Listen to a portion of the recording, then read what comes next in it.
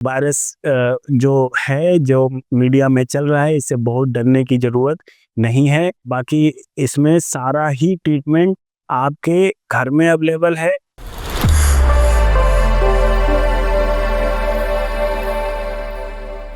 मैं doctor Saurabh Mishra, fit fusion channel पर आपका एक बार फिर से स्वागत है। हमारी चर्चा का विषय है वायरल बुखार, जो इस समय मीडिया में, न्यूज़ चैनल में कि खांसी जा नहीं रही है, उसके ऊपर आज हम चर्चा करेंगे।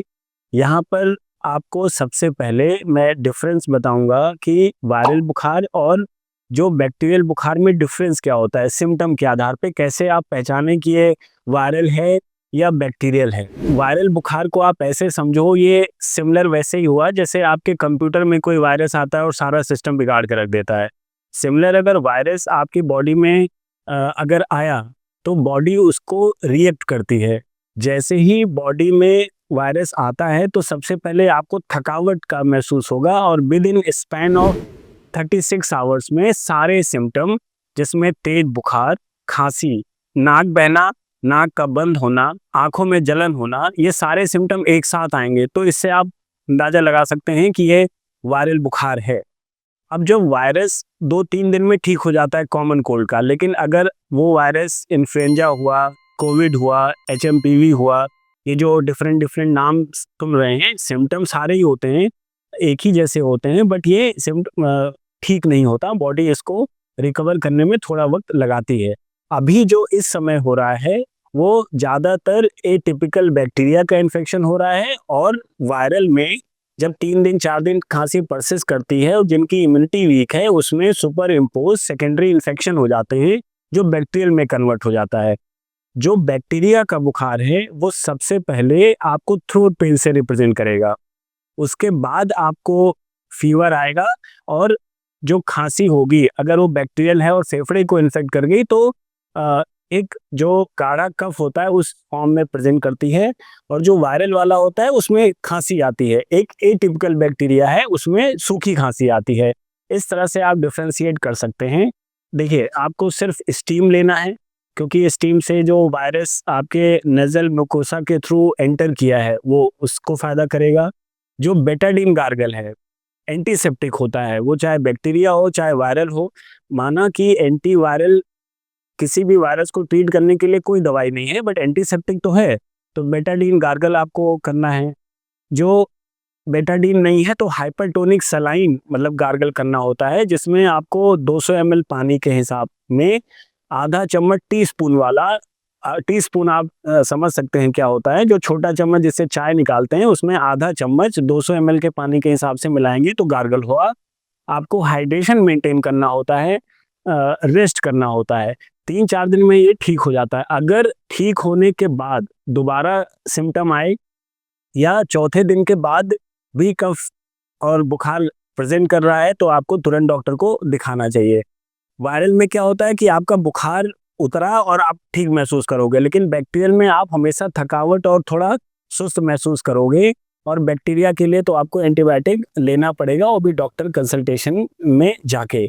इसमें 4-5 चीज़ें रेड फ्लैग में बता देता हूँ। रेड फ्लैग मतलब कि कब आपको डॉक्टर के पास जाना ही जाना है। जैसे आपको कन्फ्यूज़न हो, डिजीनेस हो, चेस्ट पेन हो, 102 डिग्री सेल्सियस के ऊपर बुखार जाए, 3 दिन से ज़्यादा बुखार परसिस्ट करे, या 10-12 दिन की खांसी आपको परसिस्ट कर रही है, ये सब आपको इंडिकेट करता है कि रेड फ्लैग साइन है। कुछ नॉर्मल वायरल ये नहीं है, कुछ डेंजरस वायरस हो सकता है, या चेस्ट में बैक्टीरियल इन्फेक्शन सीवियर वाला हो सकता है, तो आपको जाके डॉक्टर को कंसल्ट करना चाहिए। यहाँ पर एक बात डिस्कस करने वाली बात यह है कि हर साल वायरस अपना रूप बदलता है, और रूप बदल बदल के हर महीने में वो रिप्रेजेंट करता है। तो इसमें ये जो मतलब डर पैदा हो गया है कि ये फैल जाएगा, फलाना हो जाएगा, ऐसा कुछ नहीं होता। वो वही सेम वायरस है, जिसमें एक साइंटिफिक टर्म होता है जिसमें वो अपना रूप बदल लेता है, ड्रिफ्ट और शिफ्ट बोलते हैं। तो इसमें अपना रूप चेंज करके वो आता है, साइन सिम्टम सिमिलर होते हैं। यहाँ वैक्सीनेशन को भी डिस्कस करना जरूरी है कि एक न्यूमोनिया का वैक्सीन, न्यूमोकोकल वैक्सीन होता है, और एक फ्लू वैक्सीन होता है।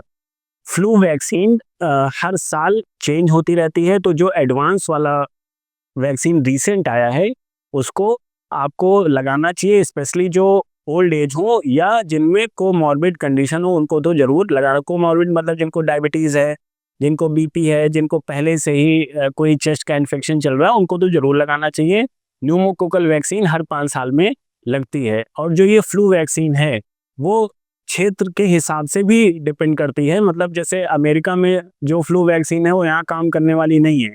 तो उस हिसाब से भी फ्लू वैक्सीन जो यहाँ इंडिया के हिसाब से, रीजन के हिसाब से है, उसको आपको लगाना चाहिए। हाँ, यहाँ ये बताना ज़रूरी है कि अगर आपका बुखार आया, खाँसी आई, नाक बहना स्टार्ट हुआ, अगर ये सिम्पटम रिज़ॉल्व हो जाएँ और उसके बाद दोबारा रीअकर होते हैं, तो इसमें पूरे चांसेस हैं कि इसमें बैक्टीरियल इन्फेक्शन होगा। लेकिन एक रिक्वेस्ट है, जैसे आप लोग एजिथ्रोमाइसिन चूरन चटनी की तरह आप लोग खा लेते हैं, उससे रेजिस्टेंस डेवलप होता है।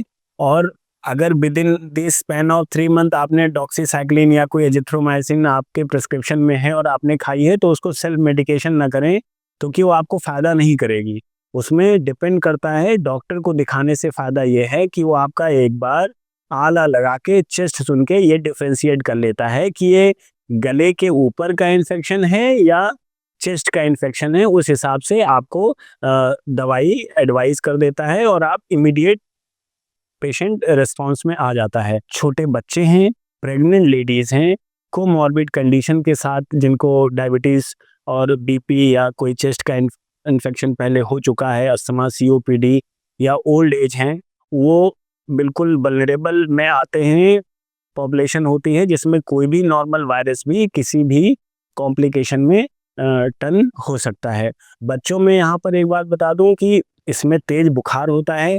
बुखार के समय मैं पहले भी कई वीडियो में बता चुका हूँ कि स्पॉन्जिंग मतलब पट्टी रखना, नॉर्मल पानी में कॉटन का कपड़ा भिगो के और पूरे शरीर को पोंछना होता है, ना कि बर्फ़ वाला पानी सीधा सर पे डाल दें। आप पूरी जो जितना बॉडी सरफेस एरिया है, जो बड़ा वाला है, वहाँ से स्टार्ट करें और पूरी बॉडी को वाइप कर दें, जिससे बुखार उतर जाता है। तो वायरस जो है, जो मीडिया में चल रहा है, इससे बहुत डरने की ज़रूरत नहीं है। ये वायरस आज का नहीं है, ये सदियों से अपना रूप बदल-बदल के रीजन के हिसाब से उसका नाम रखा जाता है, उस हिसाब से ये इन्फेक्शन फैलता है। जैसे अभी रिसेंटली एचएमपीवी का था, पहले रिसेंट हम लोग अभी 2 साल पहले कोविड से ग्रस्त थे, ये कोरोना वायरस। ये बहुत पुराने वायरस है, इन्फ्लुएंजा हुआ, इन्फ्लुएंजा ए, बी हुआ, फ्लू वायरस हुआ, ये सब के सिम्पटम एक ही होते हैं। ट्रीटमेंट इनका कुछ खास है नहीं, एक्सेप्ट इन्फ्लुएंजा में जिसमें टेमीफ्लू ओसेल्टामिविर दी जाती है। बाकी इसमें सारा ही ट्रीटमेंट आपके घर में अवेलेबल है। अपने आप को हाइड्रेट रखें, खूब पानी पिएँ, रेस्ट करें, स्टीम लें, गार्गल लें और अलर्ट रहें। Thank you very much.